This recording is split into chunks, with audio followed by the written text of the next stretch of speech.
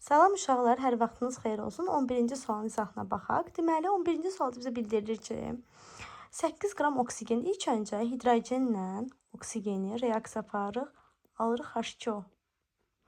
Və 2 mol bura atırıq, 2 mol bura atırıq, əmsallaşdırdıq bunu. Və bizə burada deyilir ki, oksigen 8 qramdır. 8 qram oksigen üzərində qeyd edirəm. Oksigenimiz isə 4 qramdır.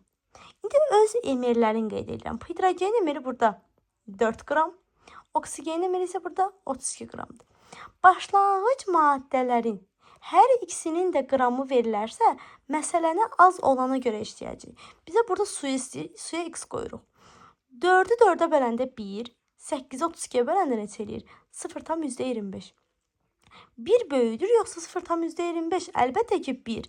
Ona görə də məsələni az olana görə işləyirik. 0,25 az olduğu üçün məsələni oksigenə görə işləyəcək. Əgər 32 qramından 18 vur 2, 36 qram su alınırsa, suyun emeri 18, 18-i 2-yə vurdum 36. Və 8 qramından nə qədər olacaq? X. X-imiz də bərabərdir. Bunları 4 ixtisar eləyəndə 9, bura 8 qalır.